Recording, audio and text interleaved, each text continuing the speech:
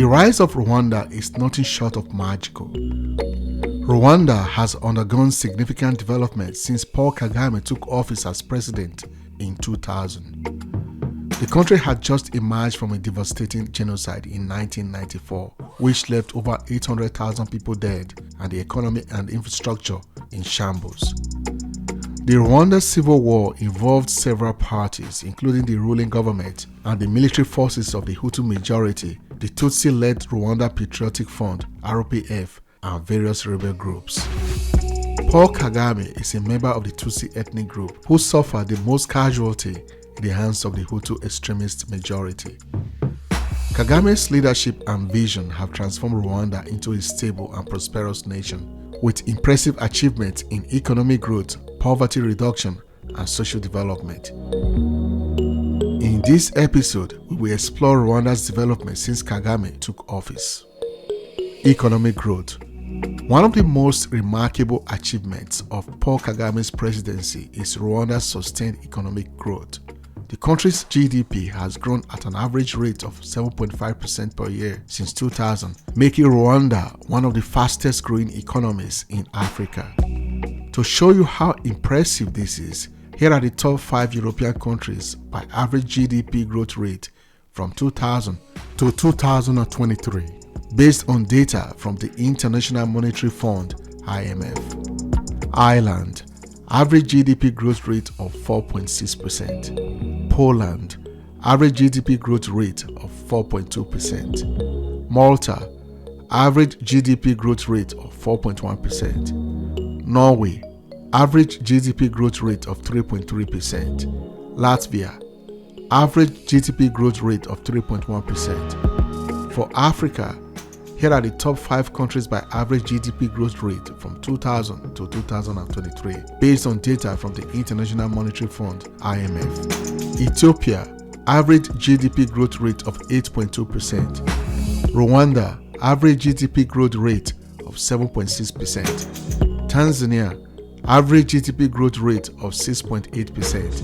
Ivory Coast, average GDP growth rate of 6.6%. Senegal, average GDP growth rate of 6.2%. As you can see, only Ethiopia beats Rwanda. In the last 3 years, with the pandemic and other global factors, countries like Ethiopia have disappeared from the top 5 countries with the highest GDP growth rate in Africa, while Rwanda retains a spot in the top 5 with an impressive 6%. This growth has been driven by a combination of factors, including macroeconomic stability, investment in infrastructure, and a focus on promoting private sector development. Kagame's government has implemented policies to promote business and investment, including reducing bureaucracy, improving the ease of doing business, and providing tax incentives. For example, here are the top 5 African countries ranked by ease of doing business, according to the World Bank's Doing Business 2022 report. Number 1 is Mauritius. Number 2, Rwanda. 3, South Africa. 4, Kenya. And number 5, Morocco. These rankings are based on factors such as the ease of starting and running a business, dealing with construction permits, getting electricity, registering property, getting credit, protecting minority investors, paying taxes, trading across borders, enforcing contracts, and resolving insolvency. Globally, Rwanda ranks impressive 38 out of 190 countries in terms of ease of doing business. As a result, Rwanda has become an attractive destination for foreign investment, with companies such as Volkswagen, Marathons, and C&H Garments setting up operations in the country. Infrastructure development. Another critical area of development in Rwanda has been infrastructure. Kagame's government has invested heavily in building and upgrading infrastructure, including roads, airports, and power plants. These investments have not only improved the country's connectivity and reduced transport costs, but they have also attracted private sector investment. Rwanda's flagship infrastructure project is the Kigali Innovation City, which aims to create a hub for technology and innovation in Africa. The project includes the construction of a technology park, a university, and research facilities. The Kigali Innovation City has already attracted several multinational companies, including Andela, a US-based software development company, and Zipline, a drone delivery company. The KIC, as the project is called, is 1. Expected to generate $150 million in ICT exports annually. 2. Attract over $300 million in foreign direct investment. 3. Create over 50,000 jobs upon its completion. 4. Graduate over 2,600 students annually from its universities in over 30 years, adding to Rwanda's and Africa's pool of tech-savvy entrepreneurs. Poverty reduction. Kagame's government has made significant progress in reducing poverty in Rwanda. According to the World Bank, the poverty rate in Rwanda has fallen from 56.7% in 2005 to 39.1% in 2017.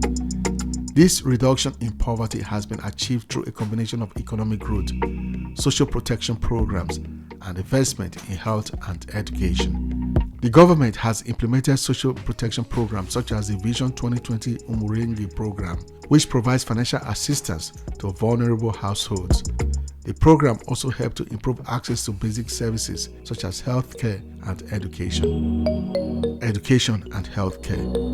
Kagame's government has prioritized education and healthcare as areas of development. The government has invested heavily in building new schools and increasing access to education with the goal of achieving universal primary education. Rwanda has made significant progress towards this goal with primary school enrollment rates increasing from 93% in 2010 to 98% in 2019. The government has also invested in healthcare with the goal of achieving universal health coverage. Rwanda has made significant progress in reducing maternal child mortality rates. The country has been praised for its successful implementation of community-based healthcare programs. Criticisms of Paul Kagame regime. Despite the significant development achieved under Paul Kagame's regime, there have been criticisms of his leadership style and the human rights situation in Rwanda. Here are some of the key criticisms of Kagame regime. Political repression and human rights violation. There have been reports of political repression and human rights violation in Rwanda under Kagame's leadership. The government has been accused of cracking down on opposition parties, civil society organizations, and independent media. Journalists and activists critical of government have been arrested and harassed, and some have been subjected to torture and arbitrary detention. The government has also been accused of limiting freedom of expression, association, and assembly. Lack of political pluralism. Critics argue that Rwanda under Kagame's leadership lacks political pluralism, with the government dominating political space and suppressing political parties. There have been allegations of rigged elections, with the ruling party, the Rwanda Patriotic Front, winning by a landslide in every election since 2003. Some opposition leaders have been arrested or forced into exile, and the government has been accused of intimidating and harassing opposition supporters. Restrictive media environment. The media environment in Rwanda is highly restrictive, with limited space for independent media. The government controls most media outlets, and journalists who criticize the government risk being arrested or harassed. The government has been accused of using anti-terrorism laws to target journalists critical of the government. Involvement in regional conflicts. Kagame's government has been accused of involvement in regional conflicts, particularly in the Democratic Republic of Congo. Rwanda has been accused of supporting armed groups in eastern Congo in pursuit of its own interest.